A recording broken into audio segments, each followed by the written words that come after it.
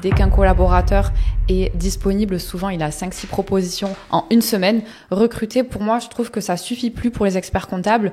Recruter, si la personne reste 1 an parce que l'expert comptable l'a mal intégré, l'a mal drivé, je trouve que c'est vraiment dommage. J'arrive le premier jour, mon ordi ne marche pas. Quand elle est partie, elle a laissé l'ordi, elle est partie. Mais il n'y a personne qui est parti vérifier si l'ordi fonctionnait encore. D'accord. J'ai mis 3 semaines avant de recevoir un autre. 3 semaines. D'accord. C'est énorme. Donc, d'entrée, tu te dis, attends, mais on a eu une fois une personne qui a signé un contrat et qui n'est pas venue. D'accord. Mais ça arrive. Tu vois, enfin, voilà. Donc, oui. Là, j'essaie de te parler un peu des deux cas. C'est l'offboarding. En fait, des fois, ça peut se passer très bien pendant 5 ans, mais quand on annonce son départ, on devient un peu l'ennemi à abattre. Il n'y a pas besoin d'être un super gros cabinet avec 10 000 avantages pour attirer.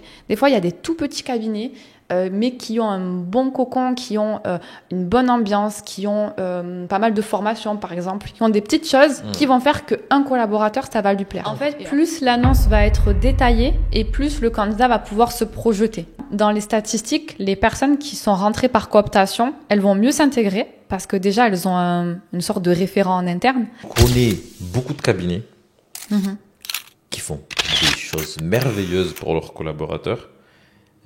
Des séminaires tous les trimestres, des repas, des trucs de cohésion, quoi. Ouais. Mais combien le communiquent? La vague, ok, maintenant c'est le tour un peu des collaborateurs. Je pense qu'avec le temps, ça va s'inverser, voilà, ça va s'inverser.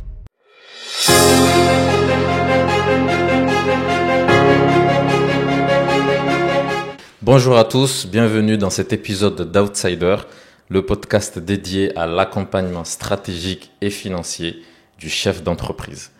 Dans cet épisode, nous allons recevoir Samia Medjouel, qui est spécialiste dans le recrutement. Bon, je la laisserai se présenter en détail, mais pour présenter rapidement Samia, donc tu es spécialisée dans le recrutement, c'est ça. Essentiellement pour les cabinets d'expertise comptable.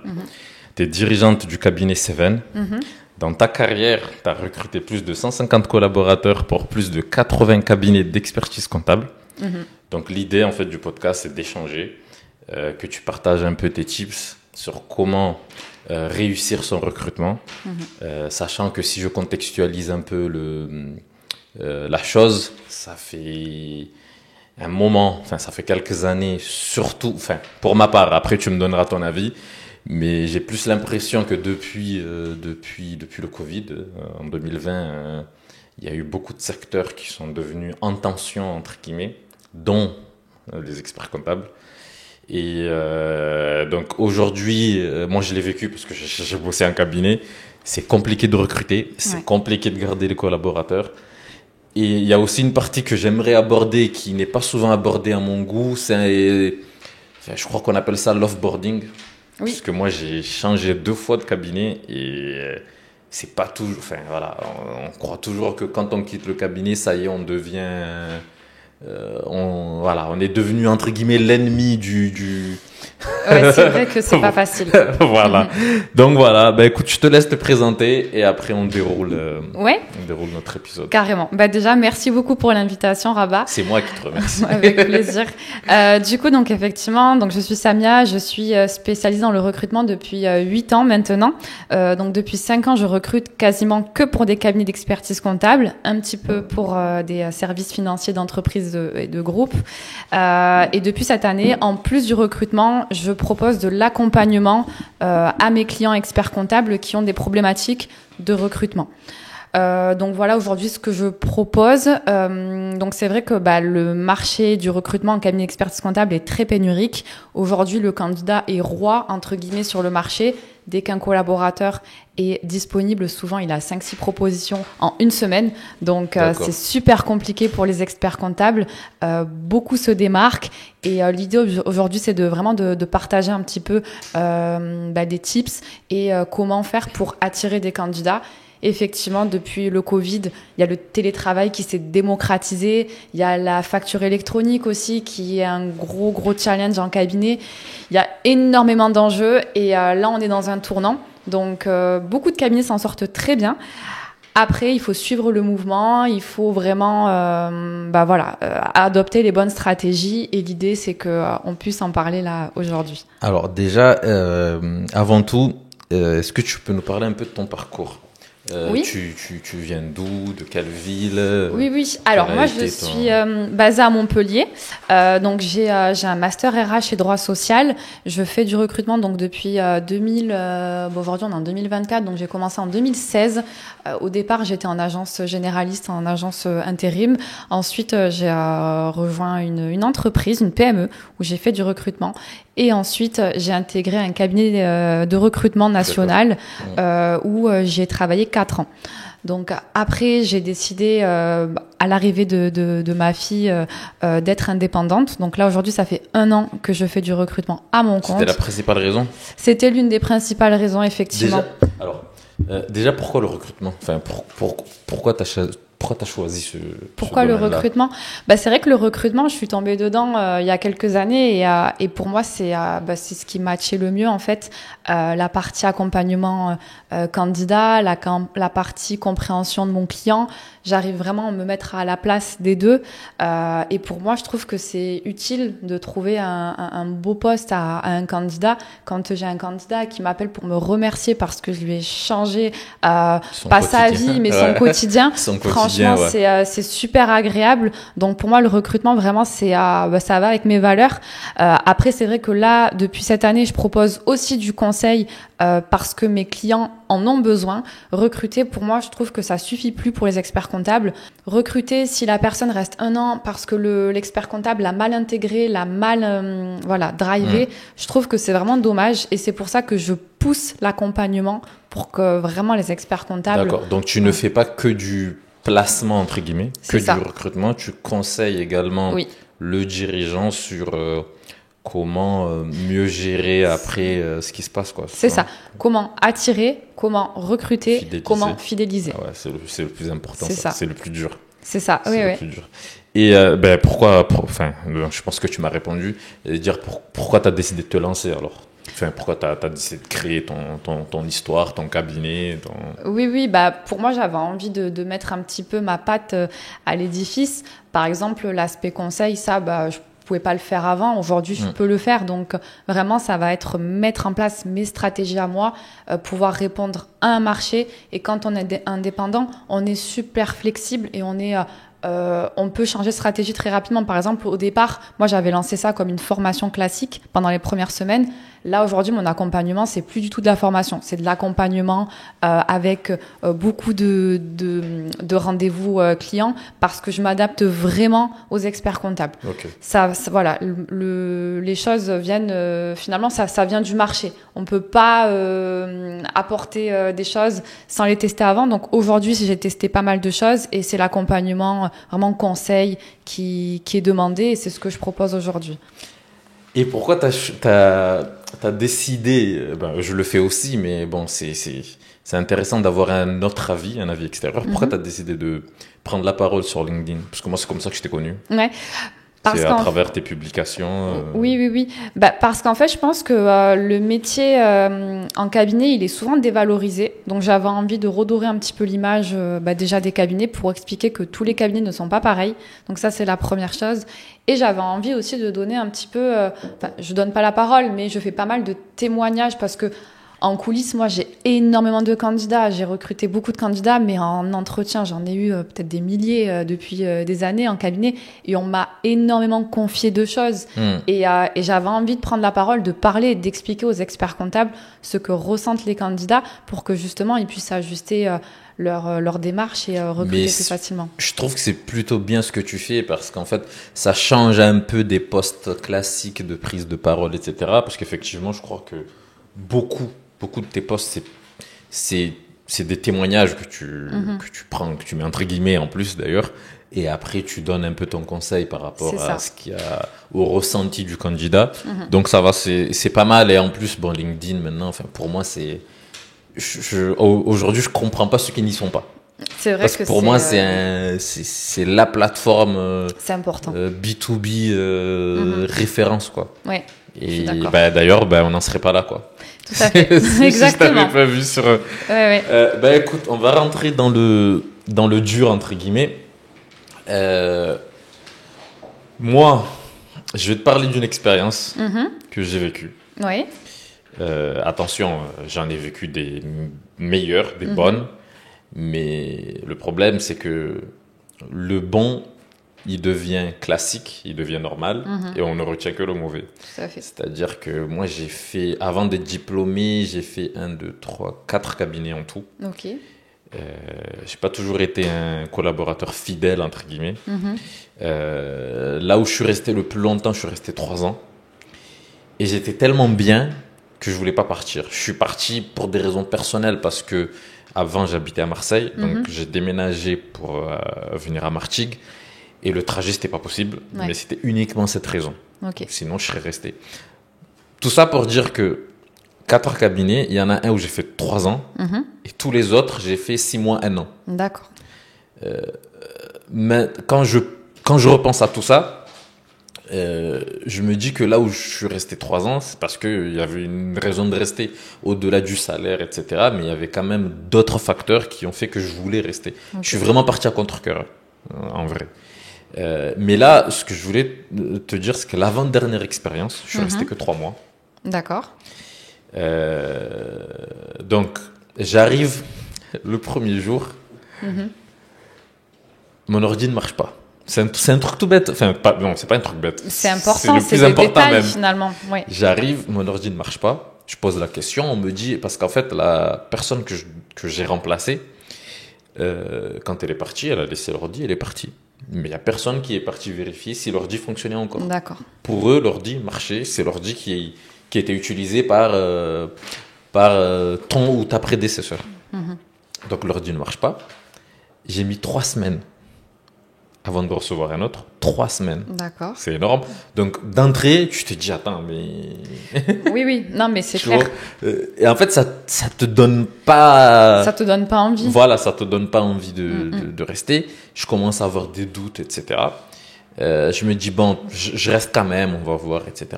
Au final, ça s'est pas bien passé. D'accord. Donc, je ne suis resté que 3 mois. Et...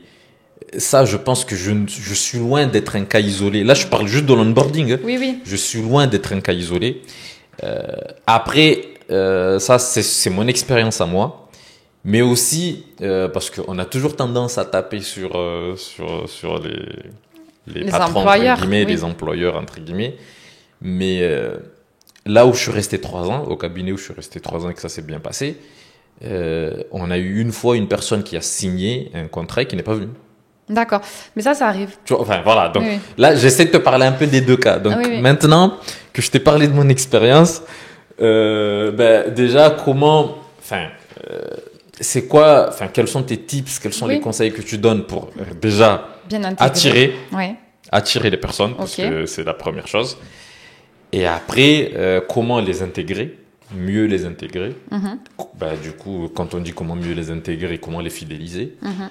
Et après, soigner aussi la sortie. Parce que c'est aussi un truc qui est négligé pour moi. C'est l'offboarding. En fait, des fois, ça peut se passer très bien pendant 5 ans, mais quand on annonce son départ, on devient un peu l'ennemi à abattre. Et ça, c'est super dommage.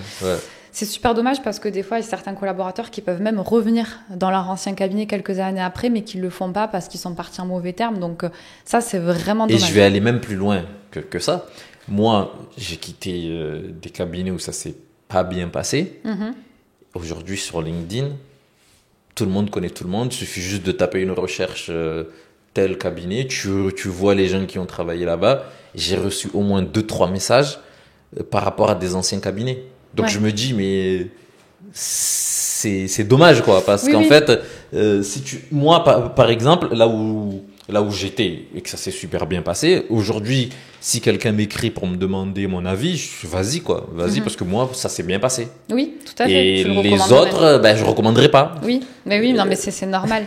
C'est quelque chose qui est négligé, mais qui a un gros impact, en fait. Et une réputation, quand elle est mauvaise d'un cabinet, c'est super compliqué, en plus de s'en débarrasser. Mais ça, on y viendra. Alors, effectivement, pour ce que tu me disais au départ, l'intégration, généralement, il y a des statistiques qui parlent souvent la première semaine ou le premier mois, on sait si on va rester ou pas. Donc, les premiers jours, c'est les plus importants. Et l'onboarding, ça commence même avant. Des fois, parce que j'ai fait un post là-dessus, il y a des experts comptables qui vont faire des propositions au mois de juin, souvent, pour des embauches en septembre. Il y a 3 candidats sur 10 qui viendront pas en septembre, qui annuleront leur venue parce qu'il y a eu silence radio pendant tout l'été, il n'y a eu aucun échange. Donc l'onboarding, en fait, ça commence même avant l'intégration. Ça commence, du coup, on invite le collaborateur régulièrement à venir ou on garde contact avec lui par téléphone ou autre pour lui montrer qu'il est attendu, qu'il est désiré. Donc ça, c'est quelque chose qui peut être aussi négligé et je préférais le dire parce que ça arrive et ça arrivera en septembre encore. Donc ça, c'est la première chose pour l'intégration. Donc pour répondre à ta question, comment on fait pour attirer, comment on fait pour intégrer, fidéliser et mettre un offboarding en place quand il y a un départ. Attirer, donc il y a plusieurs choses. Déjà, la base, ça va être de travailler sa marque employeur. La marque employeur, c'est l'image qu'on véhicule auprès des clients, auprès des collaborateurs. Donc ça peut faire attirer et des clients et des collaborateurs en plus de ça. Il faut que cette marque, elle soit vraiment en phase avec ses valeurs. Parce que des fois, le papier cadeau, il peut être super joli, mais l'intérieur, c'est un mauvais cadeau. Donc, il faut que ce soit en phase. Ça sert à rien de s'inventer des choses. Il faut que on voit en fait l'ADN du cabinet. Il n'y a pas besoin d'être un super gros cabinet avec 10 000 avantages pour attirer. Des fois, il y a des tout petits cabinets mais qui ont un bon cocon, qui ont une bonne ambiance, qui ont pas mal de formations, par exemple, qui ont des petites choses qui vont faire qu'un collaborateur, ça va lui plaire. Et en fait, l'idée, c'est vraiment déjà de connaître, vraiment savoir nos forces en tant que cabinet et de communiquer là-dessus. Voilà, ça sert à rien de s'inventer des vies. Il faut vraiment... être réel parce que de toute façon, sinon, le collaborateur, ça se voit. Ça se verra dans les premiers jours, quoi. C'est ça. Donc ça, c'est vraiment la marque employeur. La marque employeur, on peut la travailler sur LinkedIn en mettant en place des posts LinkedIn, en soignant son site internet. Moi, ce que je conseille aussi, c'est de mettre en avant les équipes sur le site internet parce que souvent, on voit que les associés. Des fois, il y a des cabinets qui mettent en place toutes leurs équipes. Ah, mais c'est vrai ça. En fait, maintenant que tu en parles, c'est vrai que dans dans une grande partie, dans une grande majorité des sites internet, que ce soit des cabinets ou ailleurs, on voit souvent les dirigeants. Oui. Les associés, les dirigeants, c'est vrai. Il y a des cabinets qui mettent en avant leur équipe et ça, je trouve que c'est bien parce que c'est valorisant. Et en fait, un collaborateur qui va se sentir valorisé, déjà, ça, c'est super important pour le fidéliser. Donc ça, et en plus de ça, quand un candidat, il va voir que les autres sont valorisés, il va se dire, si j'intègre le cabinet, moi aussi, je vais être valorisé. Donc ça, c'est important. Donc ça, c'est une communication qu'on met en place. Ensuite, comment on recrute ? Ça aussi, c'est quelque chose qui est compliqué. Donc, il y a des experts comptables qui s'en occupent eux-mêmes. Certains qui ont le budget pour avoir un RH, un chargé de recrutement. Mais ça, il faut quand même avoir une certaine taille parce que sinon, c'est pas rentable en fait sur l'année où il faut que la personne, elle fasse d'autres missions, la paye ou autre. Oui, qui viennent compléter parce que le recrutement, c'est pas... Ça peut pas... c'est ça. Donc, il y en a qui ont cette possibilité-là. Certains experts comptables vont le faire en direct, donc ils vont passer leur annonce, etc. Ils vont communiquer sur LinkedIn. D'autres experts comptables vont contacter des cabinets de recrutement, donc des recruteurs comme moi, je l'ai été, je le suis encore un petit peu. Après, ça, c'est une solution qui peut coûter cher aussi parce que des cabinets de petite taille... Pourquoi on parle de... d'après les chiffres que j'avais, c'était quoi ? C'était du 10, 20%, ça ? Généralement, on est plus autour de 20, 22, ça dépend des stratégies. Okay. Ça dépend des stratégies.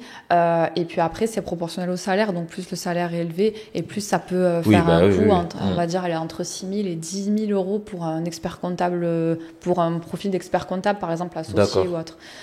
Et ça, il y a des petits cabinets qui démarrent, qui sont 1 ou 2, qui peuvent pas se permettre de faire appel à des recruteurs. Donc là, il va falloir qu'ils aillent chercher eux-mêmes. Donc ça, c'est plusieurs possibilités.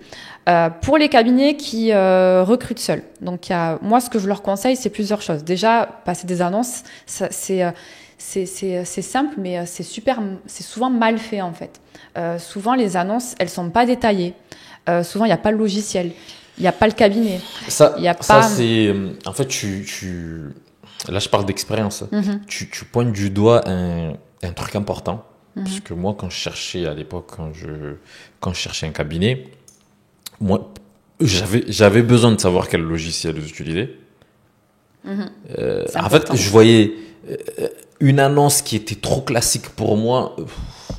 c'est fade, quoi. C'est ça. C'est-à-dire, tu vois, cabinet d'expertise comptable, recherche collaborateur qui va bosser sur un portefeuille divers et varié, salaire à négocier, point. Oui, ben ça typiquement ça marche pas. De toute façon, il n'y a pas de retour. Les candidats postuleront pas, à moins que ce soit la seule annonce dans une ville où la personne veut vraiment aller. Ça fonctionne. Moi, je voulais savoir est-ce qu'il y a le télétravail, est-ce que quelle est la fourchette du salaire, est-ce que qu'est-ce qu'on a dit là tout à l'heure? Est-ce que quel logiciel ils utilisent?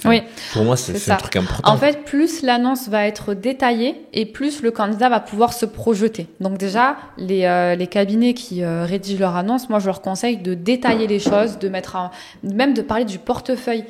Des fois, il y a des portefeuilles qui vont plaire à certaines personnes. Par exemple, j'avais un client, dans son portefeuille, il avait des entreprises qui étaient spécialisées dans les jeux vidéo. Et ça, par exemple, on peut avoir un passionné qui justement va postuler sur ça et pas ailleurs parce qu'il a envie de travailler avec des entreprises comme ça.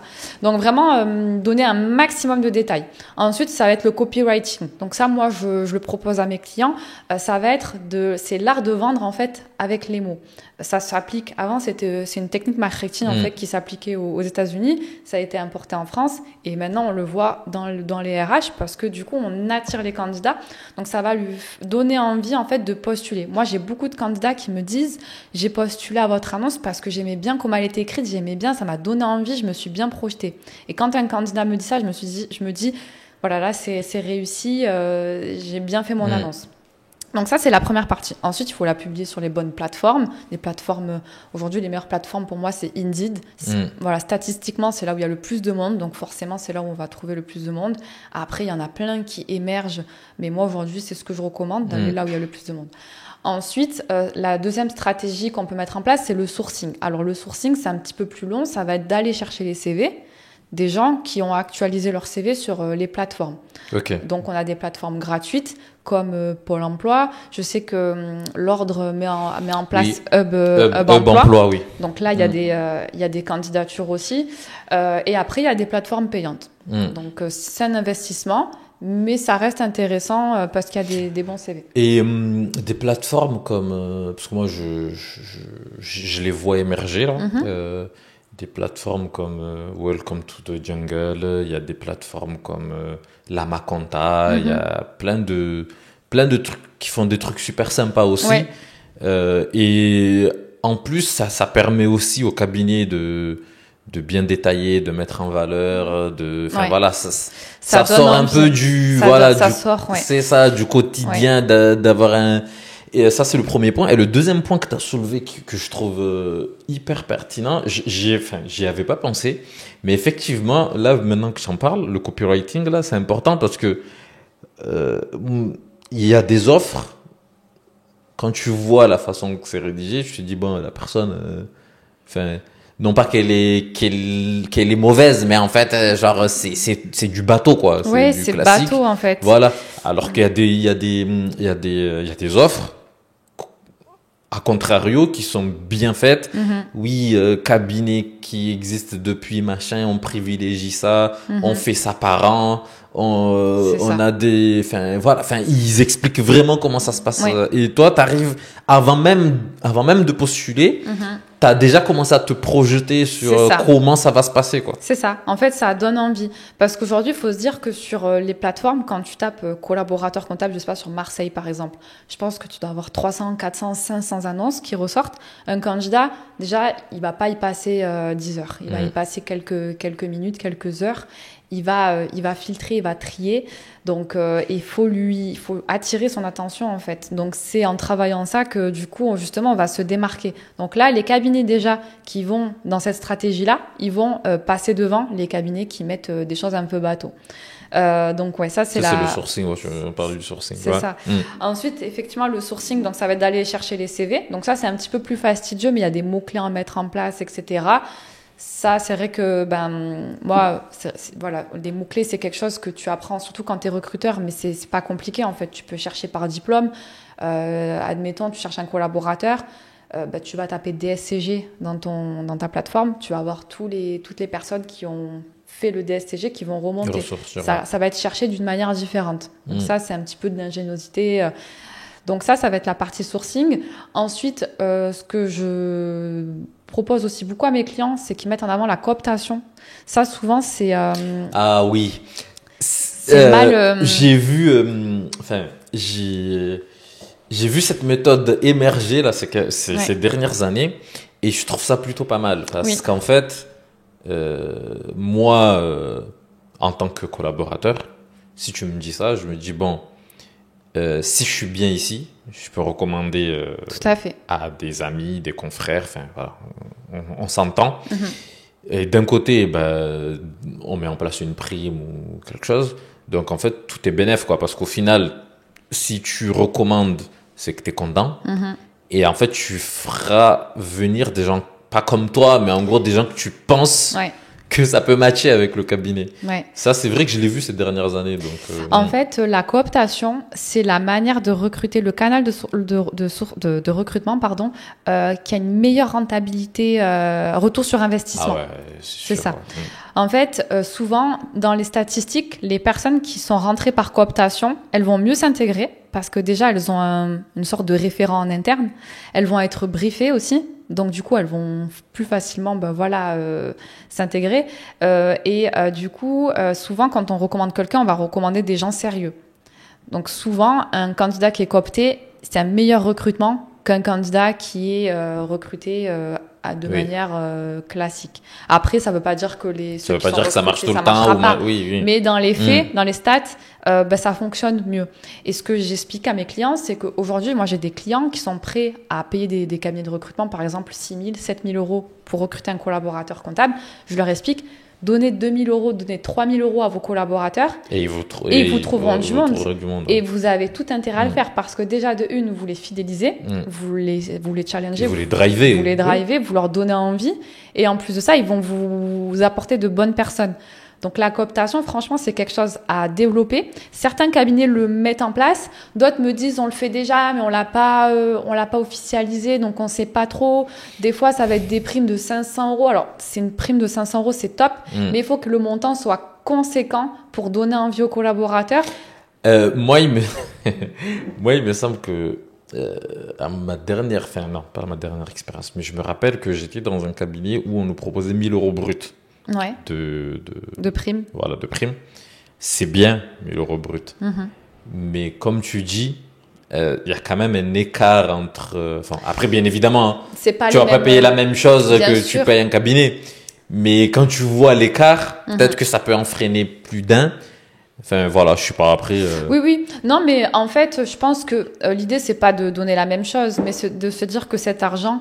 mieux vaut le sortir pour ses collaborateurs. Voilà. Après, ça reste sur du salaire, il y a des taxes, etc.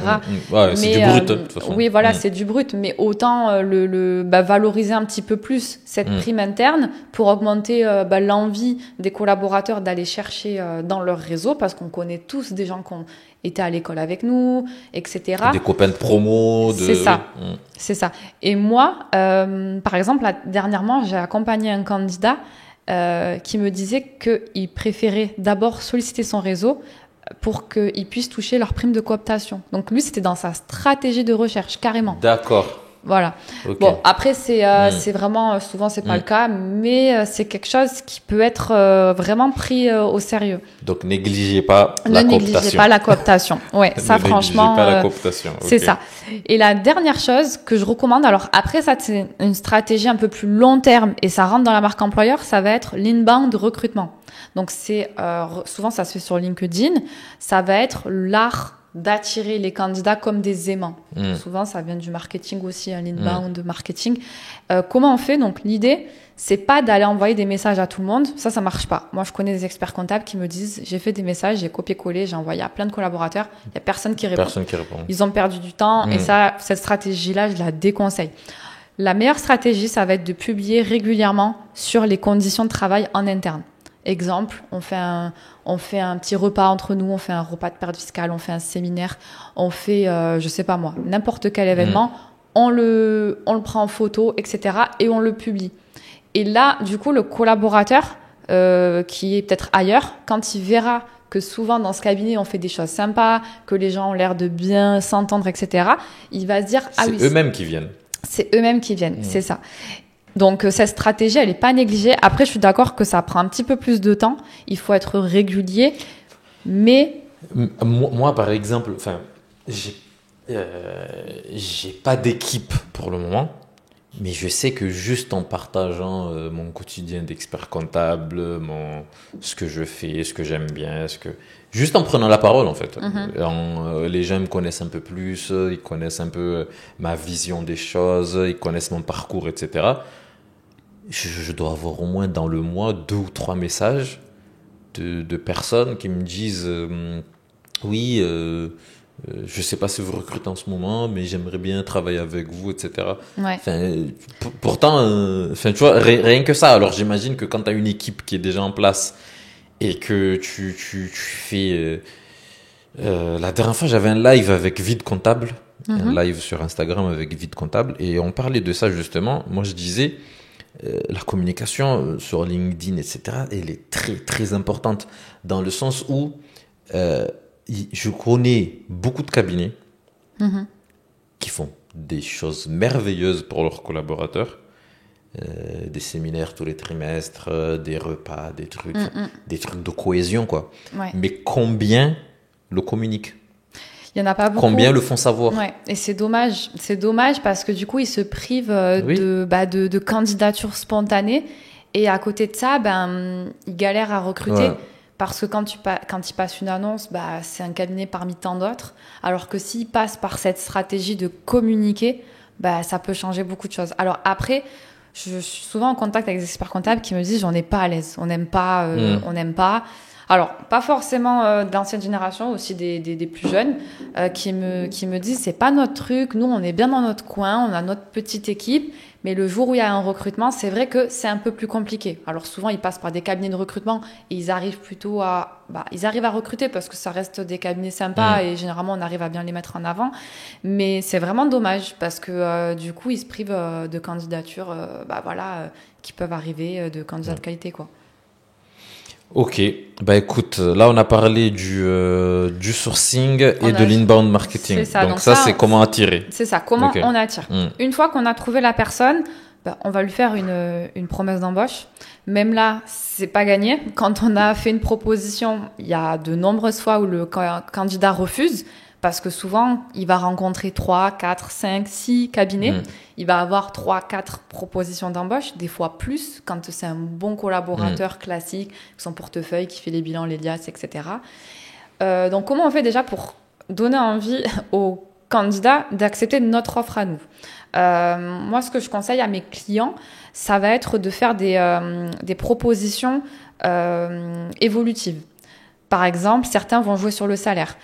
Le salaire, il va pas forcément être le point principal, mais ça va être, par exemple, de dire à l'intégration, vous êtes à temps. Dans 6 mois, après la période fiscale ou dans 1 an, je m'engage à vous mettre à temps.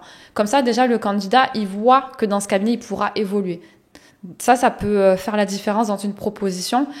Après, voilà, c'est vrai que j'explique à mes clients aussi qu'il faut pas non plus forcer les choses. Il faut laisser le candidat choisir parce que si on le force un petit peu avec d'autres moyens, souvent il va pas rester. Donc il faut aussi que ça vienne de lui. Mais du coup, il faut savoir aussi être stratégique sur cette partie-là. Une fois qu'il a accepté, ça va être de mettre en place du coup la période d'intégration, donc l'onboarding. Comme j'expliquais, donc l'onboarding, ça commence avant l'intégration du cabinet. Quand le préavis est court d'1 mois, généralement ça va. Par contre, quand on a un préavis un peu plus long de 2 ou 3 mois, il faut quand même rester en contact régulièrement avec le collaborateur. C'est très important ce que tu dis parce qu'en fait, le temps passe. Ouais. Les candidats réfléchissent, mijotent. Entre-temps, ils ont d'autres opportunités, d'autres trucs. Et effectivement, là, on est début juillet. Si tu as un collaborateur qui est censé arriver en septembre, moi, si j'ai pas de nouvelles tout le mois de juillet, tout le mois d'août, tu te poses des questions. Comment ça va se passer? Qui va m'accueillir? Enfin, c'est des choses banales, mais que j'ai l'impression que beaucoup d'employeurs n'y pensent pas. Oui, ils n'y pensent pas. Et après, du coup, en septembre, ils se retrouvent avec un collaborateur qui finalement ne vient plus. et ils se retrouvent à repartir sur un nouveau recrutement. On remet la machine en route et des fois, ça peut prendre quelques mois. Et après, on se dit, il faut vite qu'il arrive avant la période fiscale parce que sinon, c'est compliqué. Donc là, moi, le conseil que je donne aux cabinets qui sont dans cette situation-là, c'est prenez contact avec... alors, ne le contactez pas tous les jours, hein, mais par exemple, sur le mois de juillet, vous le contactez 2 fois, vous le faites venir une fois, vous faites les démarches administratives, tout ça, vous le refaites venir peut-être début août. Pendant un déjeuner avec les futurs collaborateurs. Il prend un café avec l'équipe. Souvent, il y a beaucoup de congés en août, il y a des cabinets qui sont fermés en août, donc vous faites ça juste avant la fermeture. Comme ça, en septembre, vous savez qu'il sera là. Il sait qu'il est attendu, il commence à s'intégrer un petit peu et il n'y a pas plus de son, plus d'image. Ça, c'est super dangereux. Ah oui, moi, il m'est arrivé 1 ou 2 fois où le préavis était long. Tu es là, tu te poses des questions. Ouais. Qui c'est qui va m'accueillir? Je dois arriver à quelle heure? Oui, c'est ça, c'est des détails. C'est ça, comment ça marche. En fait, on n'est pas dans la structure. Ouais. Donc, il y a plein de questions qu'on se pose. À midi, on mange comment? Est-ce que les gens ils mangent ensemble? Est-ce que chacun apporte son truc? Est-ce que en fait, c'est des questions qui sont vraiment du quotidien, mais qui changent la vie, quoi. Ouais. Et du coup, quand tu as un long moment de vide entre le jour où tu as signé ta promesse et le jour où tu débutes, tu te poses 50 000 questions. C'est ça. Et ça, il suffit juste d'un petit coup de fil ou d'un mail ou d'une rencontre. Oui. Pour garder le lien. Même un mail, on n'est pas obligé de le faire venir à chaque fois, mais un petit mail toutes les 2-3 semaines à chaque fois pour quelque chose d'utile. Par exemple, envoyez-nous les papiers, tout ça, on vous envoie le contrat. À l'intégration, ça sera telle personne, etc. Voilà, ça, c'est important. Donc ça, c'est l'avant, finalement, c'est le pré-onboarding, on appelle ça. Ensuite, il y a le onboarding, donc classique. Donc l'onboarding, c'est pas que la première semaine. Il faut se dire que c'est quand même plusieurs mois. La première semaine, il faut qu'elle soit vraiment suivie, mais après il faut faire des points très réguliers, au moins sur les 3 premiers mois. Sur la période d'essai, finalement, quand c'est 1 mois, voire plus. Mais donc l'idée, ça va vraiment être... Faire des points, c'est très important. Faire des points.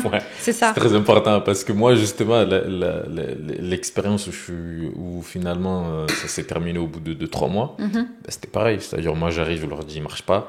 J'avais quelques doutes sur le cabinet, etc. 1 mois après, je suis convoqué.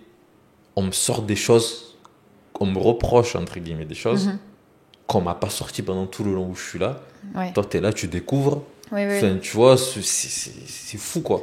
Donc, faire des points réguliers, une fois par semaine, une fois toutes les 2 semaines. Enfin, tout va bien. Oui, attends, là, peut-être que nous, on attendait ça. Peut-être que, tu vois. Mais un candidat, moi, je parle vraiment de mon expérience. J'arrive, je bosse pendant 1 mois ou 2 mois. Et on me convoque, je sais pas moi, c'était un vendredi, je me rappelle, on me convoque, on me dit il y a ça, il y a ça, il y a ça, il y a ça, peut-être qu'on continuera pas ensemble. Ouais. Je me dis attends, mais personne ne prétend être parfait. Mais s'il y a quelque chose que tu... il y a personne qui t'a... Oui, non, mais c'est ça, en fait, c'est important. Mais après, c'est vrai que ça, c'est super mal géré. Et aussi, là, je viens de penser à quelque chose, il faut prévenir les équipes qu'il y a un nouveau. Parce que des fois, il y a certains collaborateurs qui m'ont dit, je suis arrivée dans le cabinet, il y a personne qui savait que j'arrivais. Souvent, ces gens-là, ils sont pas restés longtemps, 1 à 2 semaines, après ils sont partis. Mais déjà, à la base, ça va être de prévenir les équipes que la personne arrive telle date, qu'elle soit au moins bien reçue. Attendue, c'est ça. Ensuite, ça va être de gérer tout l'aspect matériel, donc comme tu le disais, l'ordinateur, les accès, voilà, ça va être de gérer toute cette partie-là. L'objectif, c'est de faire une checklist, en fait, en se disant, il faut ça, il faut ça, il faut ça. Est-ce que l'ordi fonctionne? Est-ce qu'il a ses accès à l'outil? C'est ça. Est-ce que son mail est bien paramétré? Est-ce que, c'est des trucs où tu te dis, je viens, je peux bosser. C'est ça, exactement. Pas je viens, je me tourne les pouces parce que... Oui, parce que de toute façon, il est payé. Donc, du coup, quand on raisonne en termes de renta, forcément, il est pas rentable les premières semaines si on l'intègre mal. Donc, voilà. Quand on a une vision comme ça, logiquement, même au-delà de l'humain, quand on veut l'entreprise, il faut qu'elle tourne, il faut que, du coup, la personne, elle soit... Et même, moi, il y a quelque chose que... après, on a toujours tendance à dire on n'a pas le temps, mais... moi, je me suis toujours dit que si je recrute quelqu'un, si c'est moi qui l'ai recruté, je ferai en sorte d'être là son premier jour. Ça a l'air bête, mais quand c'est... Ou, sauf cas exceptionnel, mais tu préviens Ouais. Le candidat que là, je serai pas là le jour où je serai peut-être absent le matin, mais telle personne va t'accueillir, ça va se passer comme ça, comme ça, comme ça. On m'a recruté, l'expert comptable m'a fait passer l'entretien, ça s'est super bien passé. Je viens le premier jour, il est pas là. Bon, ça à la limite, oui, ça peut arriver. Mais je ne savais pas qu'il serait pas là. Je savais pas qui allait m'accueillir. Je savais pas comment ça allait se passer. Donc je viens, je me présente. Ah ok, et du coup, Ouais, c'est compliqué. Et c'est vrai qu'en plus, les débuts, c'est toujours un peu stressant pour le candidat quand il arrive. Donc, c'est pour ça que cet aspect doit vraiment être bien préparé. Alors, il y a beaucoup de cabinets, franchement, qui le préparent bien. Et dans l'autre sens aussi, c'est vrai que j'ai eu des histoires. Il y a un expert comptable qui m'expliquait qu'il avait recruté un collaborateur. Donc, au bout d'une semaine, il lui présente son plus gros client du cabinet. Et t'as le collaborateur qui pose sa démission après parce finalement, il s'en va faire le tour du monde. Ouais. Et ça, par contre, c'est vrai que dans l'autre sens aussi, c'est pas top. Donc, c'est ce que je disais au début. Je disais, on a tendance à taper sur les employeurs. Mais des fois, il y a des experts moi, j'en ai vu, qui sont sympas, et tu sais, j'irais même plus loin en disant que la vague, maintenant, c'est le tour un peu des collaborateurs. Mais justement, je vois beaucoup de cabinets qui ont accepté le changement, entre guillemets, c'est-à-dire qu'ils communiquent plus, ils soignent leur onboarding. Pas tout le monde, mais beaucoup de candidats veulent bosser chez eux. Ouais.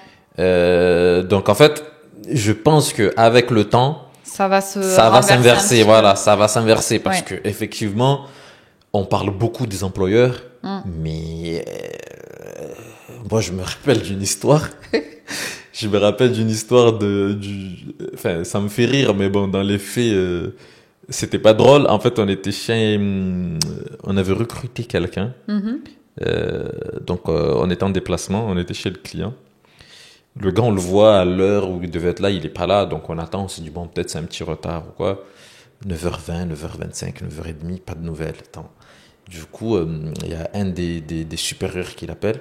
Le gars, il nous a dit qu'il était dans les bouchons, qu'il arrivait. Sauf que depuis 10 ans, il est dans les bouchons. Non, mais ça fait 10 ans qu'il est dans les bouchons, il n'est jamais arrivé. Oui, ou sa grand-mère, elle est morte 3 fois. Non, mais ça... Donc, j'en rigole aujourd'hui, mais je me dis que il y a aussi... Il y en a qui abusent. Ah oui, il y a aussi des collaborateurs qui... Oui, certains collaborateurs. Et ça va s'inverser, Surtout que ces collaborateurs, moi, j'en croise et je les accompagne pas parce que c'est super délicat. Ah oui. C'est des collaborateurs, sur leur CV, ils ont 18 lignes. Et en 3 ans. En 3 ans, 4 ans, 5 ans. C'est ça. Et là, par contre, ils commencent à se griller. Oui. Et souvent, à moins que l'expert comptable soit vraiment... mais souvent, il n'est pas pris, celui-là. Et en plus, Sam, il y a quelque chose d'important. Le monde, il est tellement petit. Ouais. Là, par exemple, je sais que quasiment tous les experts comptables de la région de Marseille, ils se connaissent tous. Ben, c'est ça. Ils se connaissent tous. Moi, une fois, je me rappelle, j'étais en stage de master. L'expert comptable me dit que il pourra pas me recruter parce qu'il n'y a pas de place. C'était vraiment du numérique, quoi. Il n'y avait pas de place, c'était déjà... Et je commence à postuler, etc. Mais je sais pas, pendant la pause café, il vient me dire, ah ouais, il y a un ami à moi qui m'a appelé, qui m'a demandé comment t'étais, si tu bossais bien, etc. Le gars, j'avais passé l'entretien la veille. Oui. Tu vois, et tu te dis, attends, mais... Et ça va super vite. Mais ça, justement, faut vraiment faire attention. Parce qu'effectivement, c'était une personne avec qui ils ont fait le stage d'expertise comptable ensemble, ils se connaissent. Ils se connaissent bien, souvent ils sont amis. Et ça, justement, faut faire attention parce qu'il y a beaucoup de candidats qui ont peur de postuler parce qu'ils ont peur que du coup, le futur expert comptable appelle leur expert comptable actuel alors qu'ils sont encore en poste. C'est ça. Et ça, il y a une notion aussi qu'il faut mettre en... Moi, ce que je mets pour mes clients dans leur annonce, c'est qu'on assure la confidentialité. C'est-à-dire que tant que la personne, elle nous a pas donné son accord ou qu'elle n'a pas posé son préavis, il n'y a aucune référence qui sera faite pour la mettre en difficulté. Tu vas le mettre en porte-à-faux. C'est ça. Il faut vraiment respecter ça. Et ça, malheureusement, je vois beaucoup d'experts comptables qui appellent avant que du coup la personne ait posé sa démission. C'est délicat parce que la personne n'a pas prévenu. C'est ça. Et ça, faut faire super attention. Et ce qui peut aussi attirer des candidats, ça va être de noter dans votre annonce que vous respectez la confidentialité de la candidature et que voilà quoi. Il y aura pas d'appel. Et ça se fait malheureusement. on a beau dire confidentialité, mais quand ils ont fait leur stage ensemble, qu'ils se connaissent, ils font des barbecues ensemble le dimanche, forcément, ils vont en parler entre eux, quoi. Donc ça, c'est un monde qui est petit, mais ça, c'est super délicat aussi des fois pour les candidats qui ont un petit peu peur, en fait, à ce niveau-là. Donc, essayer de garder la confidentialité. C'est ça, vraiment. C'est mieux parce que du coup, ça met un peu tout le monde un peu en difficulté, quoi. C'est ça. Et là, on était sur l'onboarding, donc s'assurer que le matériel marche. C'est ça, matériel. Et après, tu as dit que ça dure sur le temps, c'est ça. Ça va être ensuite de faire des points réguliers, de nommer peut-être un référent, un parrain entre guillemets. Même ça peut être par exemple de donner une petite prime aussi à ce parrain symbolique. On va pas lui demander de doubler son salaire, mais de donner 100, 200 euros sur le mois en plus pour justement s'assurer que la personne s'intègre bien, qu'elle soit là si elle a... Parce que c'est du temps. C'est du temps, c'est du temps, c'est ça. Si elle a des questions, c'est du temps.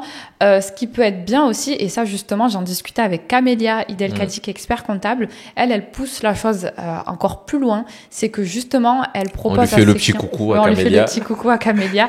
Elle propose justement de tout filmer, par exemple, pour créer un dossier client sur le logiciel, etc., de créer justement des guides pour que le collaborateur, quand il arrive, il ait juste à visionner les vidéos et du coup, il n'aura quasiment pas de questions. Donc ça va encore plus loin. Mais là, elle dit un truc important, parce qu'en fait, des fois, c'est toujours la même chose. Donc pourquoi ne pas faire un truc qui reste? Tu dis, bon, tu viens là, tu cliques là, tu as tout ce qu'il faut pour faire les notes de frais.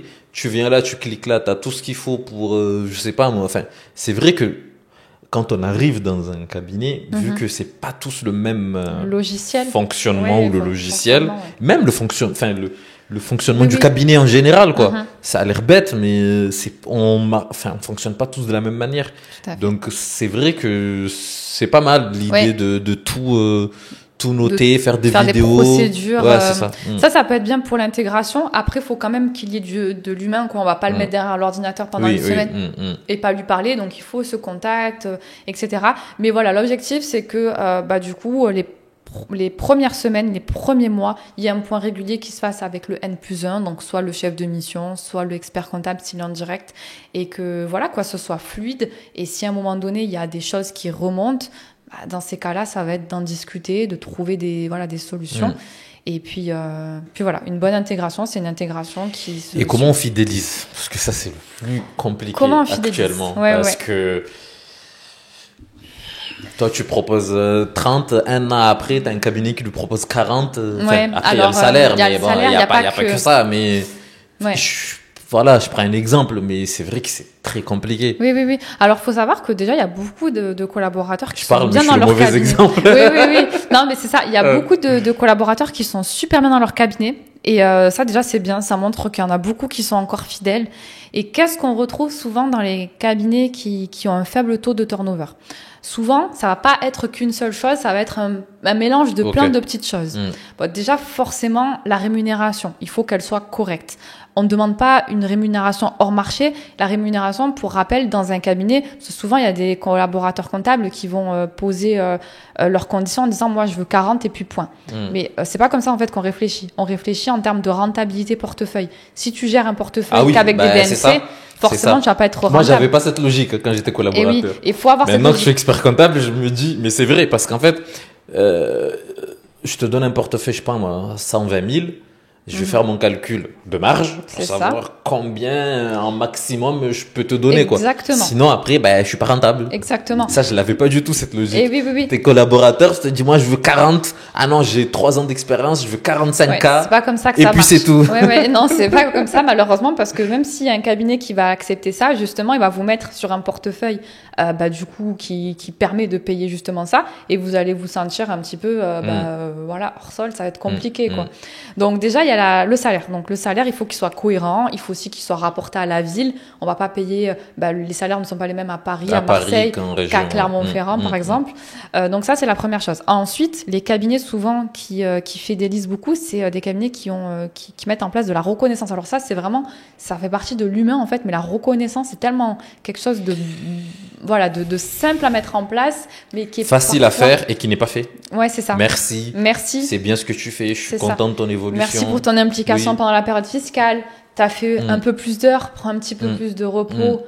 Voilà, c'est montrer en fait qu'on comprend que le collaborateur, il s'est investi, il a peut-être fait des sacrifices aussi pendant la période fiscale où il a fait un peu plus d'heures et justement lui montrer qu'on est reconnaissant. Donc il y a les primes aussi bilan justement qui arrivent à cette période. Donc c'est un petit peu tout, il n'y a pas que l'aspect pécunier, il y a aussi l'aspect humain, donc la reconnaissance de manière générale. Ensuite, il va y avoir le management. Donc aujourd'hui, le management autoritaire, c'est un petit peu...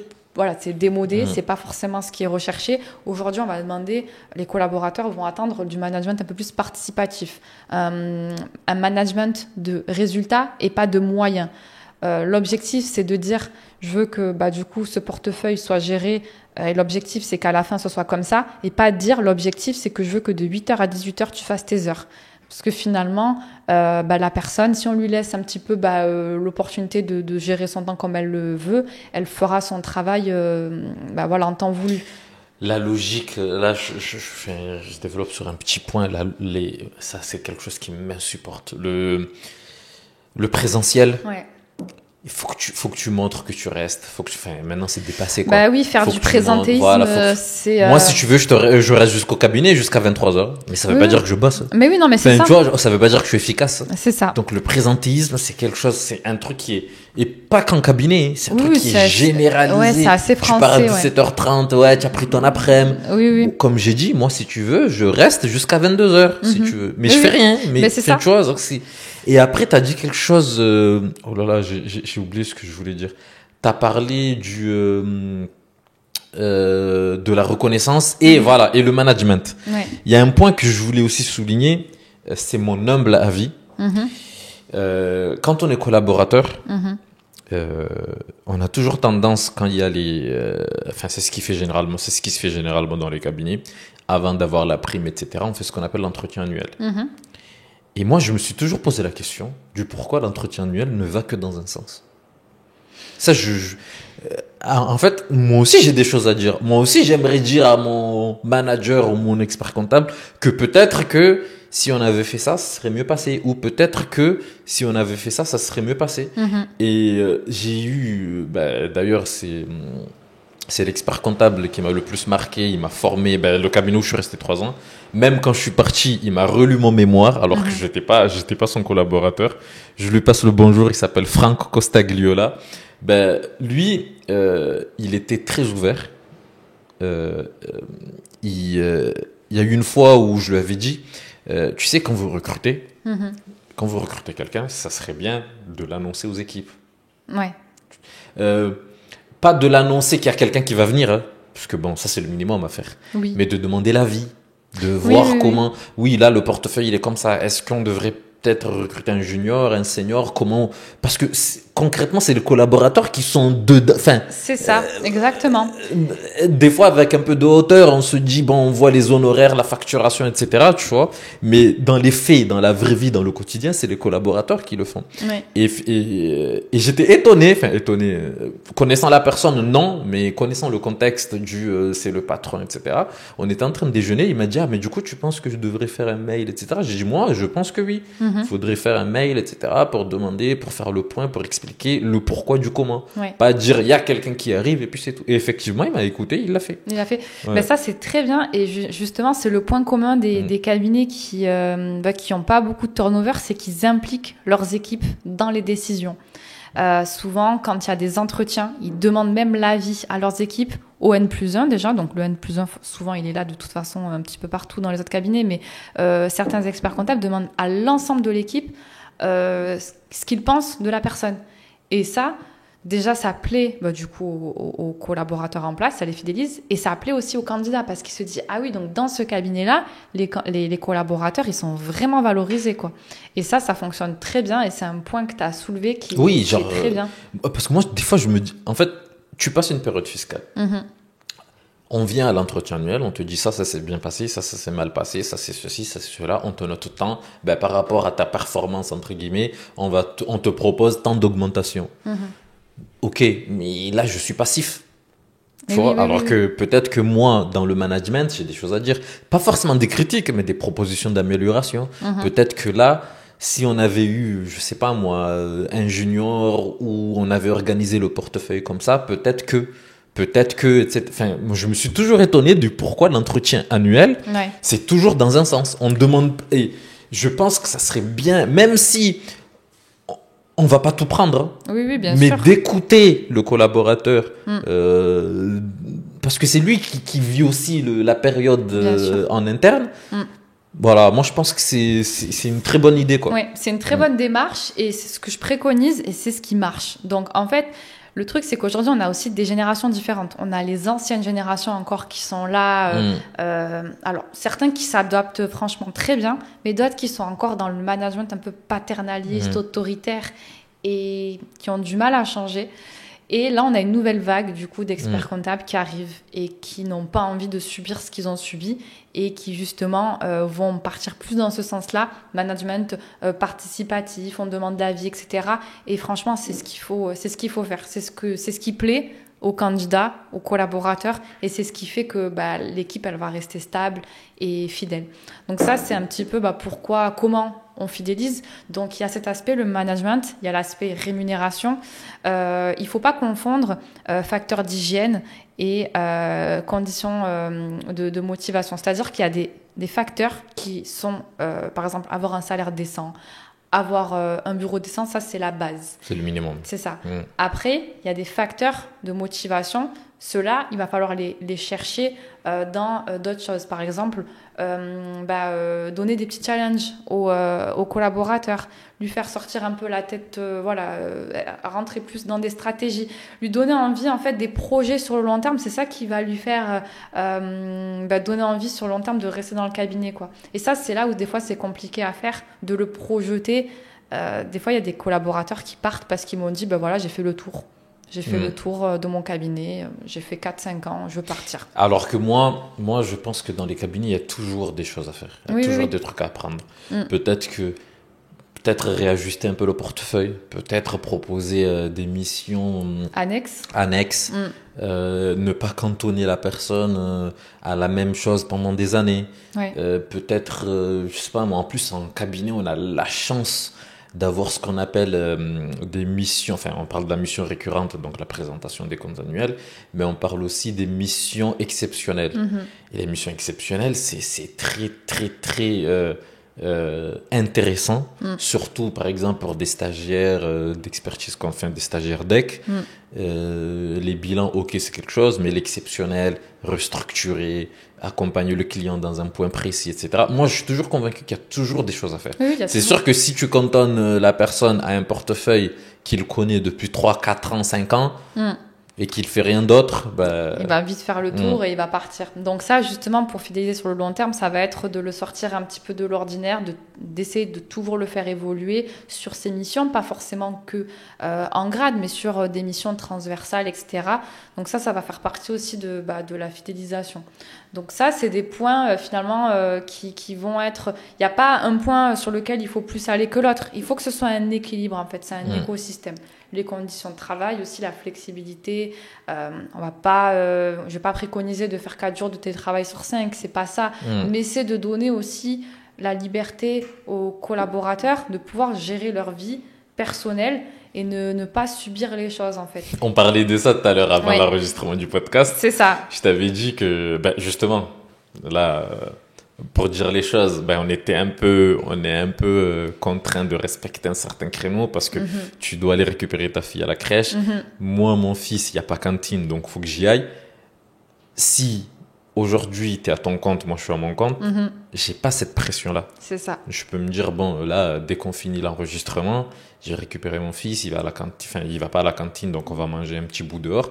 Et ça, c'est quelque chose que, tu vois, je rebondis sur ce que tu dis, essayer d'être un peu souple, quoi. C'est ça. Parce que moi, je me rappelle, quand j'étais en CDI, quand il m'arrivait un truc personnel ou quoi, c'est compliqué, on a une pression, tu te dis, faut que je pose, t'as l'impression alors que ce sont des choses, ce sont les choses courantes, quoi, de la vie. Ça. Donc, essayer de mettre en place quelque chose qui permette un peu un équilibre. Je vois souvent des cabinets, ceux qui communiquent, du moins, parce que encore une fois, il y en a je vois des cabinets qui mettent en place l'annualisation des heures, qui permettent d'avoir une demi-journée dans la semaine, hors période fiscale, voilà, hors période. Ça c'est bien, parce qu'en fait, tu te dis les petits trucs du quotidien, la poste, le petit rendez-vous chez le médecin, je peux le caler là. Oui, une journée de libre dans la semaine. Et ça, moi, si je l'avais quand j'étais en CDI,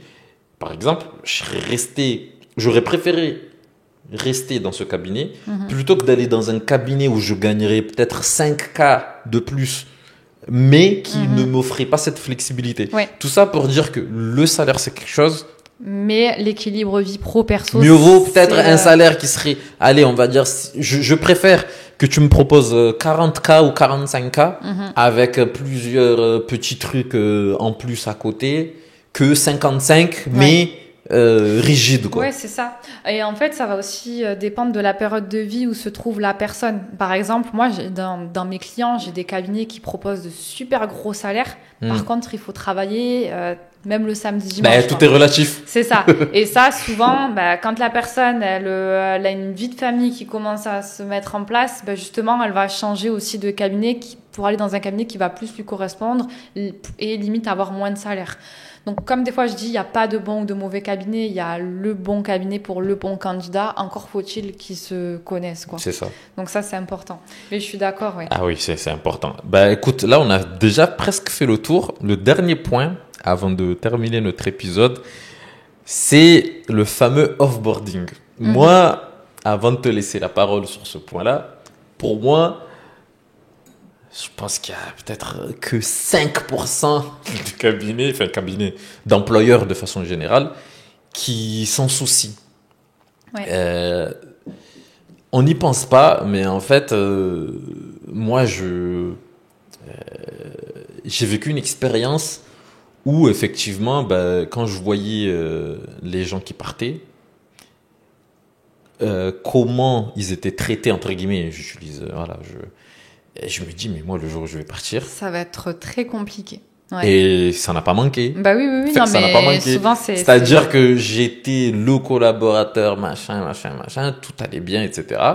Et le jour où tu te dis, je vais partir pour X raisons, etc., il y a tout qui change, quoi. Tu deviens l'ennemi à battre. L'ennemi à battre, celui à qui on ne donne pas les infos. Ouais. En fait, c'est ça qu'on retrouve. Alors, il y a des cabinets où ça se passe bien, franchement, et où il y a des experts comptables qui partent en très bons termes. Et ça, c'est super. Ou des fois, des stagiaires qui sont diplômés, qui... voilà, il y a des choses qui se font facilement. Par contre, je suis d'accord que des fois, la relation dans le cabinet, elle va se passer super bien. Mais le jour où on va annoncer son départ, l'expert comptable, il va le sentir comme une trahison.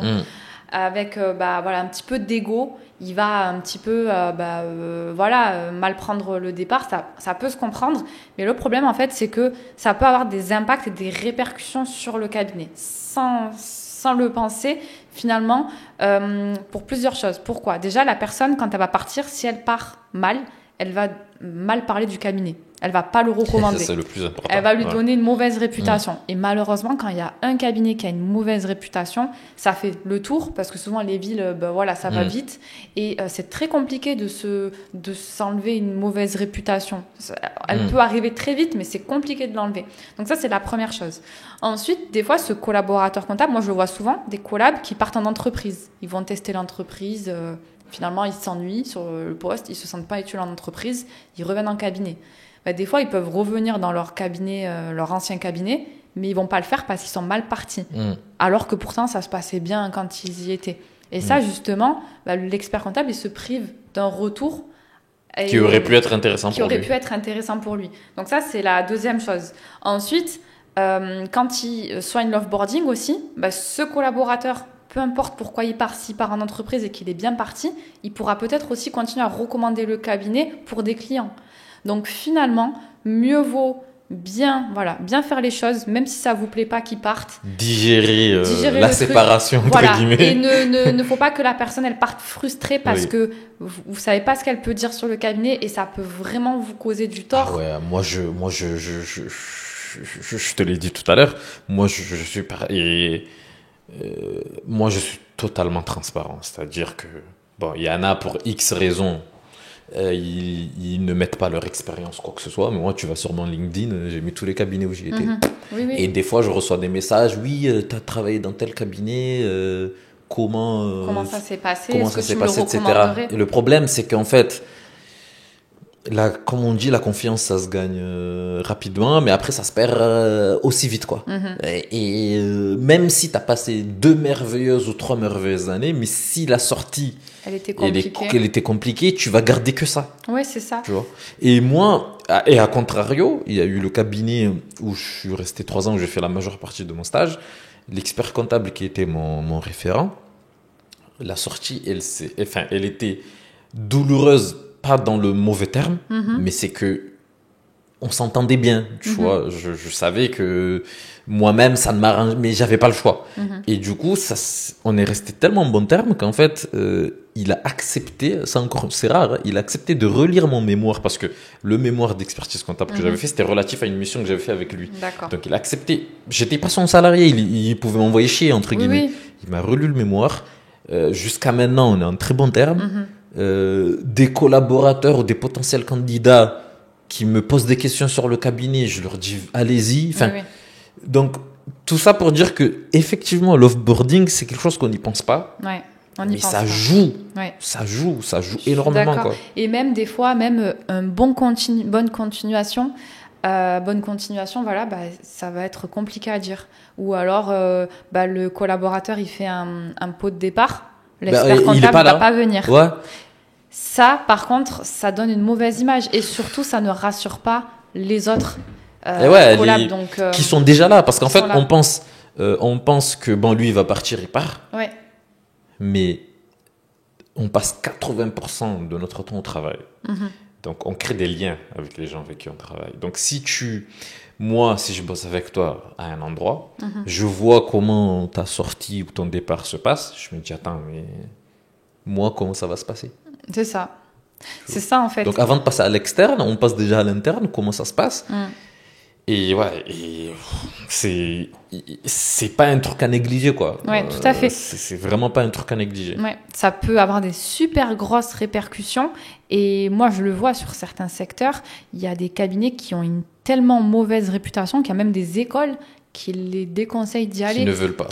Donc, franchement, faites attention vraiment à votre réputation, à comment vous allez off-boarder, donc faire partir les collaborateurs parce qu'ils vont vous faire de la pub encore. Et si cette pub elle est mauvaise pour le recrutement, ça va être compliqué. Et pour aussi... Et accepter, parce que ça aussi, des fois, j'ai du mal à...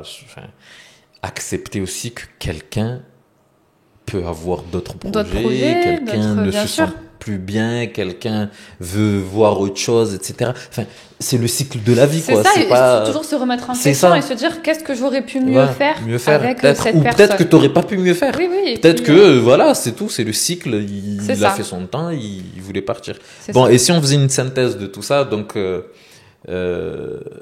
essayer d'attirer par la communication. Enfin, voilà, je te laisse faire la petite synthèse. C'est ça.